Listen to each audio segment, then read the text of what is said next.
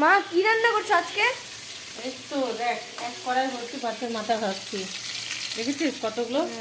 এখন আবার তুলে আবার রেখেছি। এখানে উঠিয়ে দিয়েছে তো। হ্যাঁ, মাছের মাথাগুলো ভাজছি আজকে। কি করবো মাছের মাথা দিয়ে?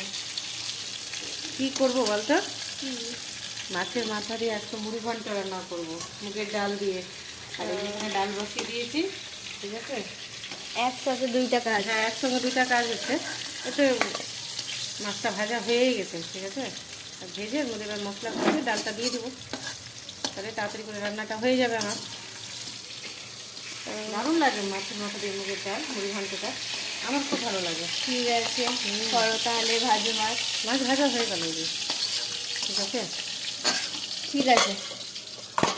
এবার তেলটাতে এবার পেঁয়াজটা দিয়ে দিয়ে এবার রান্নাটা তাড়াতাড়ি করে সারি, ঠিক আছে? ঠিক আছে, দেখ মশলা কষানো আমার হয়ে গেল, দেখলি? মশলার মধ্যে আবার মাছের মাথাটাও দিয়ে দিয়েছি। এভাবে কষালে না মাছের এক্সট্রাটা গন্ধটা থাকে না, চলে যায়।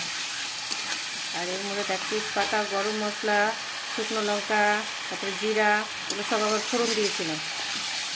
আর এটা ডাল কখন দেবো তোকে? এখনই দিব, এই তো দেখ না, ডালটা দেওয়ার সময় হয়ে গেছে। দেখ ডালের মধ্যে না আমি বাদাম দিয়ে সিদ্ধ করে নিয়েছি, বুঝতে পারছিস? দেখ একসাথে করে নিলে কি বাদামটাও সিদ্ধ হয়ে যায় ভালো। সব এই যে দিয়ে দিলাম ডালটা এবার।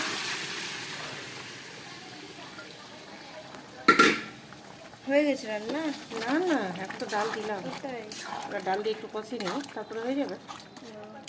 তাহলে হোক, তারপরে আবার দেখাচ্ছি, ঠিক আছে? এই যে দেখ আমার রান্না কমপ্লিট হয়ে গেল কত তাড়াতাড়ি, দেখি? এখনও টকবক করে ফুটছে। গ্যাসটা বন্ধ করে নামিয়ে দিই আগে। কেমন লাগছে কথা বল একটু? সুন্দর হয়েছে। দেখুন এক বাটি ভর্তি,